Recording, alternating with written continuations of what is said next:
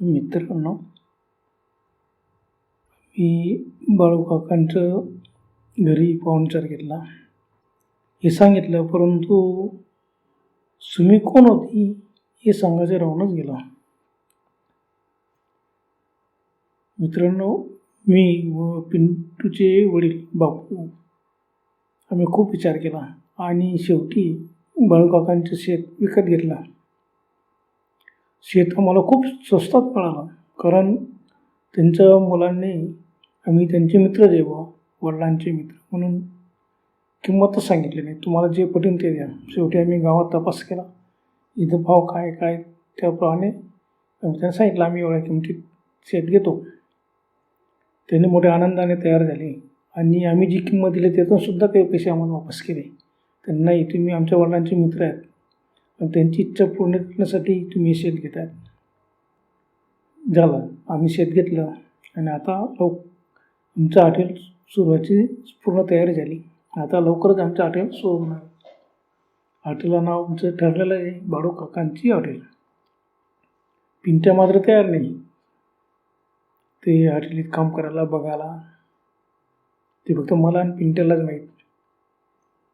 आम्ही दोघांनी पिंट्याच्या वडिलांना मात्र काही गोष्टी सांगितल्या नाही. फक्त तिथं जेवण केलं रात्री. ती रात्र अमावस्येची होती. मित्रांनो, आमचं हॉटेल लवकरच सुरू होणार. तर सुमीला बाळूकाकांनी बोलवलं होतं. सुमी कोण? तर बाळूकाकाच्या शेताला बांधाला बांध लागून एक दुसरं शेत होतं, मळा होता तो. त्या ठिकाणी एक कुटुंब राहत होतं. त्यांची मुलगी होती सुमन. तिला सुमी म्हणायची. ती 22-23 वर्षाची होती. पण 5-6 वर्षापूर्वी काय झालं की ती संध्याकाळी जवळच्या नाल्यावरती धुणं धुवायला गेली होती. तिला त्यांना खूप उशीर झाला. आल्यानंतर ती खूप घाबरलेली होती आणि तिला तिथं काहीतरी दिसलं म्हणून ती घरी येऊन लगेच तिच्या अंगात ताप भरला. ती ओरडायला लागली. हे सर्व समजले काय झालं तर, म्हणजे कोणीतरी भूताने तिला झपाटलेला होता.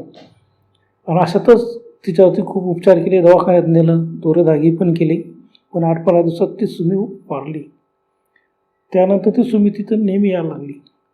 तिचे आईवडील आणि भाऊ होते. त्यांनी लगेच ते शेत राखणदारी का ते शेत तर सोडलं नाही, गावात सोडून निघून गेले. परंतु बरेच लोक सांगतात की सुमी अजूनही दिसते. अमावस्या, पौर्णिमा, चावदस अधूनमधून. सुमीचं जे झोपडं होतं थोडं मोठंच होतं ते झोपडं, परत त्यांनी इतकं स्वच्छता टापटीप ठेवलं खूपच. अजूनही लोक म्हणतात की केव्हा बी सर्व झाडझूड केलेलं सर्व व्यवस्थित असतं. झोपडं खराब झालं नाही, तुटलं नाही, काहीच नाही. काहींचं असं म्हणणं आहे की नाही, शेतमालक काय करतो, रात्री कोणी चोरी करू नको म्हणून सुमीचा दाग दाखवतो, तोच ते व्यवस्थित करून ठेवतो असो. मग आम्ही हॉटेल सुरू करायचं होतं. पिंट्याच्या वडिलांना अजिबात सांगितलं नाही सुमी कोण होती, कारण पिंट्याने मला असं सांगितलं होतं की हा विषय काढायचा नाही. झालं. आणि ते अचानक वारल्यामुळे ती अजूनमध्ये येते, बाळूकाका भेटते. आम्हाला गावच्या लोकांनी त्या दिवशी सांगितलं होतं.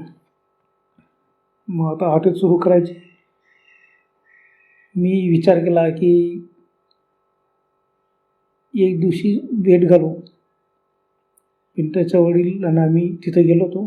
काम वगैरे आटोपलं. त्या दिवशी पौर्णिमाच होती आणि मला माहीत होतं की पौर्णिमेला ही सुमन असतेच. लोकांनी सांगितलं होतं की तिकडे लक्ष द्यायचे नाही त्या शेताकडे. मग मी एक गंमत म्हणून बापून म्हटलं, बापू चला शेजारच्या बांधाला लागून एक झोपडी तिथं बघू, जाऊन बघू, मुलगी वगैरे आपल्याला कामाला सुद्धा मदत करेल. बापू तयार झाले. ठीक आहे यार, चला काय हरकत नाही. मग मी आणि बापू रात्री 10:30-11 वाजले होते. मग आम्ही आमच्या हॉटेलीचं वगैरे सर्व काम बस आटोपलेलं होतं. आम्ही गप्पा मारत बसलो होतो, चला जाऊया. मग आम्ही गेलो. आम्ही तिथं गेल्यानंतर पण ते हॉटेल तर घरात तिथं झोपडं आहे आणि सुमसाम दिसतो, मध्ये काहीच नाही. म्हटलं नाही, सुमन आहे, हाक मारली तर येते. मी एक मी तसं काही घाबरत नव्हतो, पण मी हाक मार, सुमन सुमन. आणि काय मधून आवाज आला, कोण? सांगले बाळू काकाचे मित्र आलो होता मी. आणि काय खरंच कंदील घेऊन ती बाहेर आली दरवाजावर. या या. आम्हाला खूप आनंद झाला. मला मनात भीती वाटत होती की आता आपण सुमनच्या झोपडीत आलो आहे, काय होईल. पण चला डेअरिंग तर करून बघू. मग आम्ही गेलो, त्यांनी दरवाजा उघडला, मध्ये घुसलो, आम्ही बाजेवरती बसलो. ती झोपडी इतकी गोष्ट सजवलेली सुंदर, कंदिलाच्या प्रकाशात त्याला खूप बापूंना खूप आवडली. आणि त्यात सुमन तू इथे एकटीच राहते का? तिने हां, बापू गावाला जायला शेतास, मायबी शे ते बट्टा गावाले, मी एकटीच शे घरमा.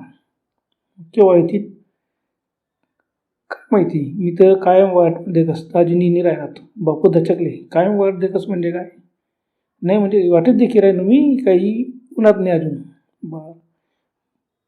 मग बापूंना म्हटलं, बापू सुमन कशी वाटली तुम्हाला पिंट्यासाठी? बापू एकदम खुश झाले. अरे वा, किती छान मुलगी आहे, काय हरकत नाही. तिच्या आईवडील आले का आपण गोष्ट करू. ठीक आहे, तुम्हाला पसंत आहे ना. मग आम्ही फक्त बापूंना ते दाखवायचं होतं म्हणून मी म्हटलं चला आपण सुमनने. नाही नाही थांबा, त्या दिवशी तुम्ही छान जेवण केलं आणि मला सर्व स्वयंपाक येतो, पण बाळू काका जे मटण मच्छी अंडी करतात ना तसं येत नाही. मी आता त्यांच्याकडून हळूहळू शिकून घेईन. अरे वा, चांगली गोष्ट आहे म्हणे. पण नाही, आता तुम्ही आले माझ्याकडे, काहीतरी खाल्ल्याशिवाय जाऊच नका. बापून आपण एवढ्या रात्री 11 11:30 होत्या, एवढ्या रात्री तू काय करणार? मग काय करणार म्हणजे आम्ही काही करू शकतो.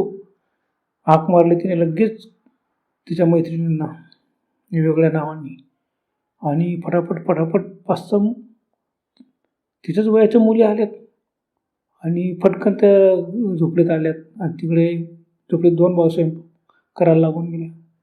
आमना आतना वडा भाज्या खाय दे का, तुम्ही यादच करशाल. मग आम्ही सांगितलं आम्ही आता आठवत सुरू करतो, माहितीच आहे आमले. मग तू येशील का? मी मजाकमध्ये बोललो, काय येशील मग वडे भाज्या करायला? मग का बरे वानी, आणि बाळू काकाकडून शिकविलेस तू मटण मच्छी करानं. अरे वा, आहे तर भलतं मस्त होईल आपण, बापू बोलले. ठीक आहे. मी तसं घाबरलो होतो की आपण कुठं बसलो आहे, एक तर भूतांच्या झोपडीत बसलेलो आहे, हे काय सांगता येत नाही. पण बाळू काकाचे नाव घेतल्यामुळे ते एकदम शांत होते. त्यांनी एवढ्या रात्री मस्तपैकी भजे वडे बनवलेत, आम्हाला प्लेटा आल्यात, आम्हाला खायला दिलं. बापू एकदम खुश झाले. मी एकच प्लेट खाल्ली, चोप बसलो. बापू अजून मस्त आहे, मग अजून बाबू पोटभर खाल्ले आहेत. मग मी बापून अडवतो, बापू मग पिंट्यासाठी काय करा ना. मग मस्त पोरगीशी ते ते काल तिनं गप करू, तिनं आईवडिलांना येऊ दे, तू आईवडील का येऊस येतस बेटा. बापू बोलणार, काय माहिती, मी तर का कधीच नाही वाट देखील राहिनो. ओ पुन्हा बापू दचकले. बरं ठीक आहे, काय आम्ही आम्ही निघालो. आमच्या ह्याच्यात आलो. रात्रीचे 1 वाजून गेला. तर बापरे 2 तास कुठे गेले समजलेच नाही. हळू झोपलो. मग बापू शांत आणि खरंच तुम्ही सांगा बरोबरच आहे. आता मी घर घेऊ का पिंट्यानं मायले सांगास, पिंट्यानं लगीन करी टाकू पहिल्यानं, मग हॉटेल सुरू करसू.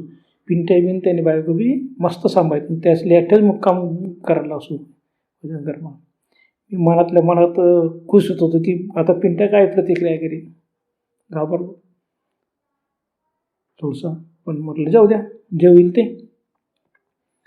दुसऱ्या दिवशी आम्ही सकाळी उठलो, घरी गेलो. घरी गेल्यानंतर अगोदर मी बापूंच्याच घरी गेलो, पिंट्या काय करतो बघू. मग बापूंनी सांगितलं, पिंट्या आता आहे तुना करता मी एक पोर देखील सी देख, हॉटेल सुरू व्हायनं पहिल्यांदा तुनं लगीनला बॅन वाजाडे देसो. पिंट्याने माय आता आहे.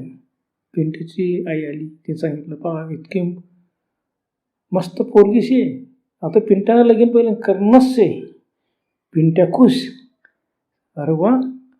मग म्हणे पोरगी एकदम मस्त शे, वडा भाज्या असं बनाळच ना, पिंट्या खातच बटी. पण ते अजून लाजून खुश झाला. मग पिंटीची आई म्हणे कोणशी कशी. मी काय बोललो नाही. म्हणे मग आपला बाळू काका शेतात ना त्याला बांधले लागे सण सुमी शे न ती सुमी मला पसंत शे. बापरे सुमी. पिंट्या डोळे उसपारून पाहू लागला आणि एकदम घाबरला, थरथर कापा लागला घामे घुम आणि खाली कोसळला बेशुद्ध. मी का बापरे काय झालं. त्याने असं का होईना असं काय होईना. मग त्यांनी पण लगेच पिंट्याला ऐकलं, लगेच दवाखान्यात नेलं. काय झालं पिंट्या बेशुद्ध का बेशुद्ध. मग त्यांनी म्हणे तो की नाही घाबरेलशे थंड व्हायची 1-2 दिन मग ठिकाणावर व्हायची. झालं. पिंट्याच्या वडिलांना समजलं नाही असं काय. सुमीचे नाव सांगताना का घाबरला. ते फक्त रहस्य मला पिंट्यालाच माहीत होता. 4-5 दिवसानंतर पिंट्या एकदम व्यवस्थित झाला. मला म्हणाला काका बापूला सांगितल्यावर सुमीनं नावच कळलं नाही. मी मनात हसलो. ठीक आहे काय हरकत नाही.